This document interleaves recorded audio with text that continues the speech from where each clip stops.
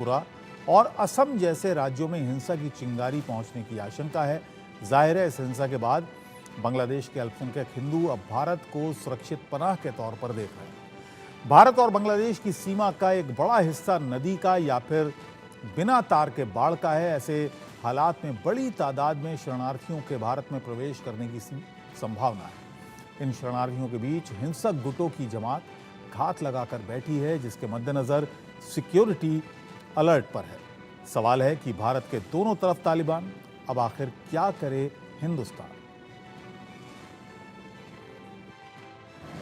यूं तो हर साल गणतंत्र दिवस और स्वतंत्रता दिवस के ठीक कुछ दिन पहले दिल्ली पुलिस की तरफ से इंटरस्टेट कोऑर्डिनेशन मीटिंग बुलाई जाती है, लेकिन इस बार 15 अगस्त को लेकर आखिर क्यों ये इंटर स्टेट कोऑर्डिनेशन मीटिंग बेहद खास थी? आखिर क्या वजह थी कि सुरक्षा को लेकर और दिल्ली पुलिस एक बार फिर से एक्शन में आ गई और ख़ास तौर से हिंदुस्तान के पड़ोसी मुल्क बांग्लादेश में जिस तरीके से तख्तापलट और मौजूदा सरकार के अचानक इस्तीफे के बाद जो वहाँ की हालात बिगड़ी है, उसको लेकर सूत्रों की माने तो दिल्ली पुलिस के जो कमिश्नर हैं उन्होंने अपने तमाम ज़िले के डीसीपीज़ को ये कहा है कि इस बार जो बांग्लादेशी हैं जो कि हिंदुस्तान में रह रहे हैं या फिर वो दिल्ली से लेकर दूसरे दिल्ली से सटे राज्य के जेलों में बंद हैं, उनके मूवमेंट पे नज़र रखा जाए। और ख़ास तौर से और हाल ही के 10 से 15 दिनों के बीच में कहीं पे किसी गाड़ी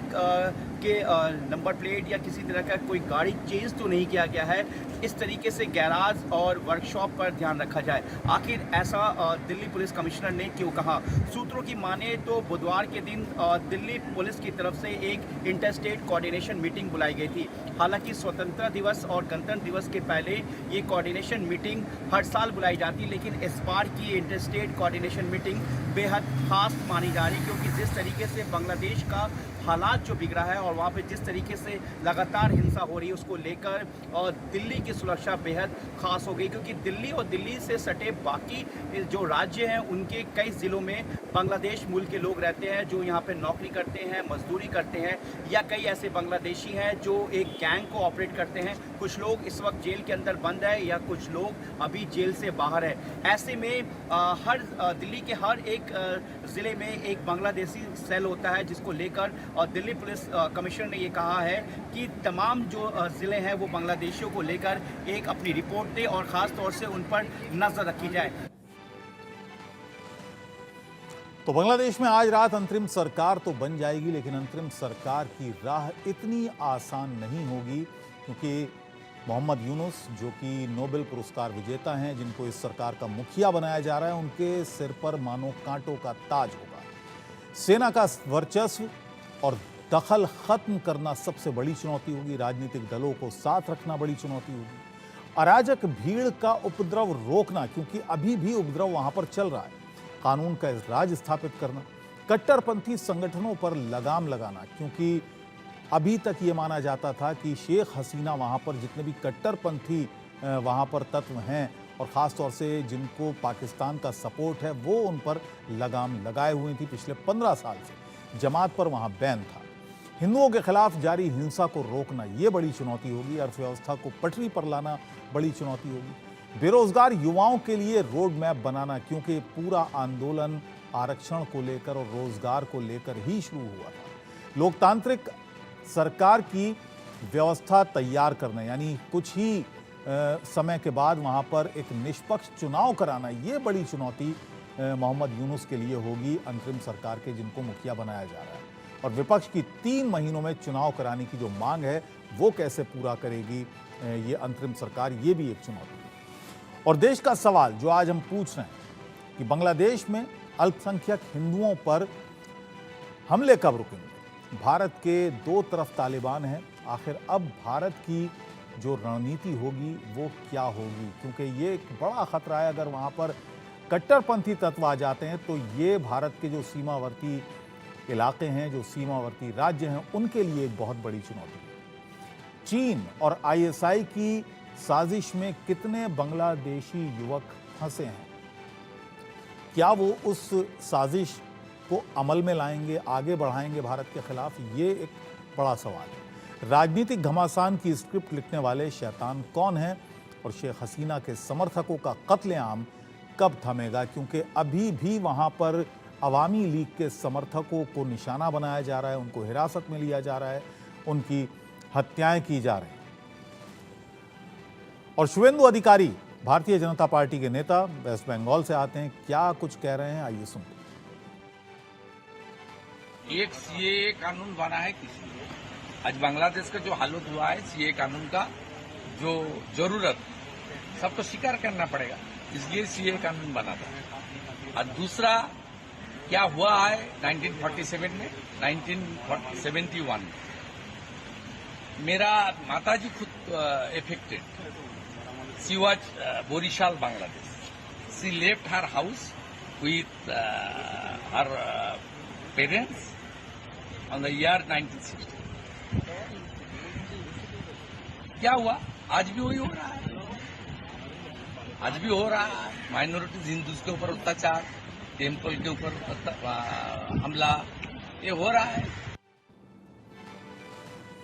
और हमारे साथ खास मेहमान जुड़ गए हैं, एसएन सिंह साहब हमारे साथ हैं, प्रवक्ता हैं भारतीय जनता पार्टी के। जयकरण वर्मा हमारे साथ होंगे थोड़ी देर में, नेता हैं कांग्रेस के। Major general retired Brajesh Kumar हमारे साथ हैं, जाने माने डिफेंस एक्सपर्ट हैं। अरविंद तेजावत जी हमारे साथ हैं, विदेश मामलों के जानकार हैं। डॉक्टर एचएस रावत हमारे साथ हैं, हिंदू धर्मगुरु। आप सभी का स्वागत है। एसएन सिंह साहब, यहाँ पर जो कुछ भी हो रहा है, राजनीतिक उथल पुथल मची हुई है, हत्याएं हो रही हैं, आगजनी वहाँ पर हो रही है, अब तक लगभग 500 लोग वहाँ पर मारे जा चुके हैं। ऐसे में जो ये खबरें आ रही हैं कि हिंदू मंदिरों पर हमले हुए हैं, हिंदू दुकानों को, दुकानदारों को लूटा गया या हिंदू घरों पर हमले किए गए, क्या आपको लगता है कि ये मामला पूरा हिंदू मुसलमान है, या आपको लगता है कि ये एक राजनीतिक उथल पुथल है और इसमें सभी पिस रहे हैं? नहीं, देखिए, सच्चाई से मुंह नहीं मोड़ा जा सकता है। निश्चित तौर पे बहुत सारे आज बांग्लादेश के अखबारों ने ही खुद दिखाया कि हिंदू मंदिरों को टारगेट किया जा रहा है, हिंदू घरों को टारगेट किया जा रहा है, हिंदू दुकानों और प्रतिष्ठानों को टारगेट किया जा रहा है। और बहुत सारे देश के अखबारों ने, यूएस के अखबार ने, पाकिस्तान के अखबार ने भी इस बात को छापा हुआ है कि वहां इस तरह की गतिविधि हो रही है। और आपके माध्यम से, आपके जिम्मेदार चैनल के माध्यम से, बहुत सारे चैनलों के माध्यम से, सोशल मीडिया के माध्यम से भी आप देख रहे हैं कि हिंदू परिवार वहां से अपील कर रहा है कि हमारे साथ इस तरह की घटनाएं हो रही है। निश्चित तौर पर पड़ोसी मुल्क में जो कुछ भी हो रहा है वो चिंता का विषय है, क्योंकि जो वहां पे अल्पसंख्यक हैं वो हिंदू हैं। पहले वो 28% थे, आज घट के 8% रह गए। लेकिन उनकी आवाज सुने तो कौन सुने? वहां पे कोई चुनी हुई सरकार वर्तमान में है नहीं, चुनी हुई सरकार बर्खास्त हो गई है। कल जैसा कि आपकी जानकारी आपके माध्यम से मिल रहा है कि कल सरकार का गठन होगा। पुलिस छुट्टी पर है, कोई पुलिस है नहीं। सेना ने एक हेल्पलाइन जारी किया था, वो पूरी तरह से ध्वस्त हो चुका है, उस पर कॉल नहीं जा रही है। तो मुझे लग रहा है कि हमें बहुत सतर्कता बरतना पड़ेगा। सतर्कता दो बातों की बरतनी पड़ेगी। एक तो पड़ोसी मुल्क में कुछ होता है तो निश्चित तौर पर उसका प्रभाव अगल बगल पड़ता है। दूसरी सतर्कता, कुछ संवेदनशील मुद्दे होते हैं, कुछ राष्ट्र के मुद्दे होते हैं जिसमें विपक्षी पार्टियों को भी ऐसा गैर जिम्मेदाराना बयान नहीं देना चाहिए ताकि अपने मुल्क में भी कोई ऐसी, चलिए मैं उस बयान पर भी आऊंगा। मैं समझ गया आप किस बयान की बात कर रहे हैं। आप सलमान खुर्शीद के बयान की बात कर रहे हैं, मैं उस पर भी आऊंगा। लेकिन फिलहाल सभी का मैं जरा वक्तव्य ले लूं, सभी के कमेंट्स ले लूं।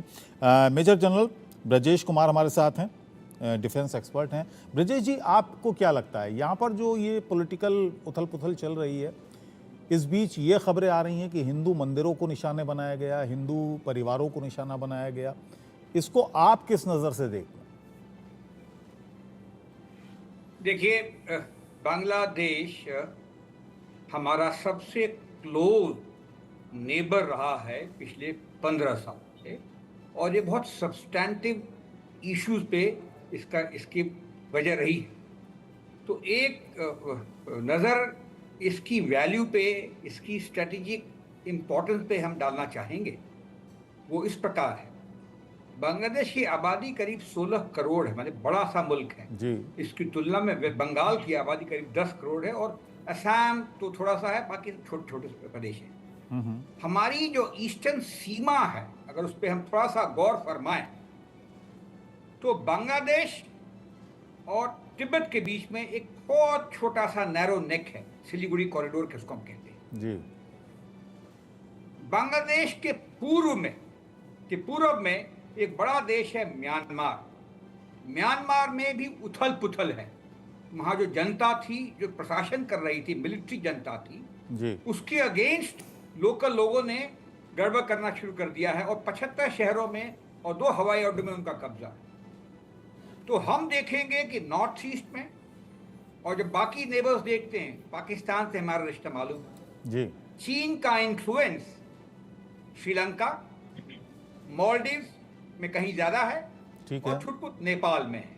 रहा बचा भूटान, जिसके साथ हमारे अच्छे संबंध हैं। जी। तो ये घटना जो है हमारे लिए दुर्घटना है।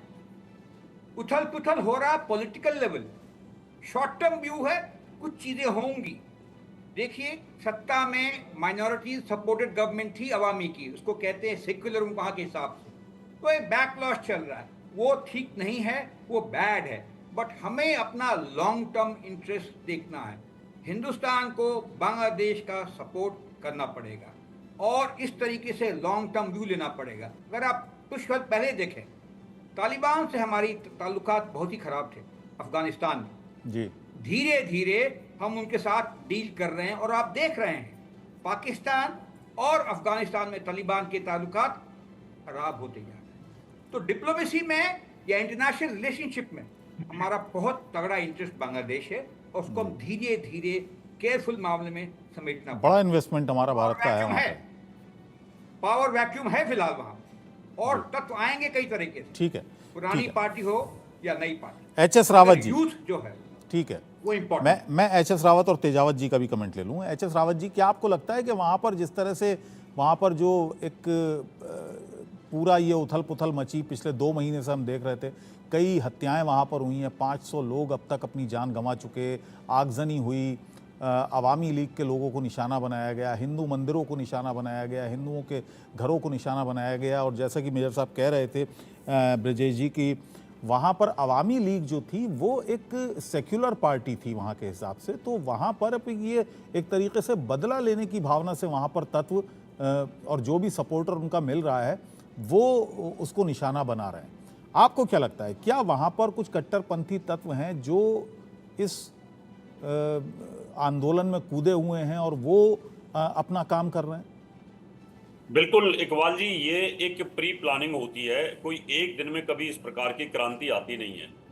धीरे धीरे धीरे धीरे धुआं ऊपर उठता रहता है और आग सुलगती रहती है। इनका उद्देश्य, इस प्रकार की जो क्रांतियां होती हैं उनमें पहले से टारगेटेड होते हैं कि क्रांति तो एक बहाना होगी होगी सरकार को पलटना, लेकिन जो हिंदू हैं वहाँ माइनॉरिटी में, उनको कहीं ना कहीं निशाना बनाया जाएगा।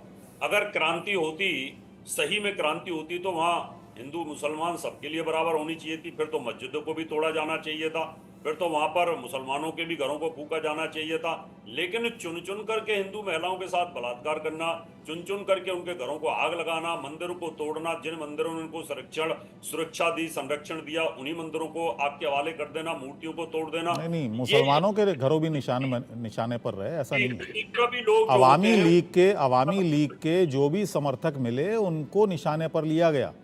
वहाँ पर तो एक बड़े मशहूर वहाँ के फिल्म स्टार शांतो खान, उनके पिता सलीम खान, उनको पीट पीट कर मार दिया।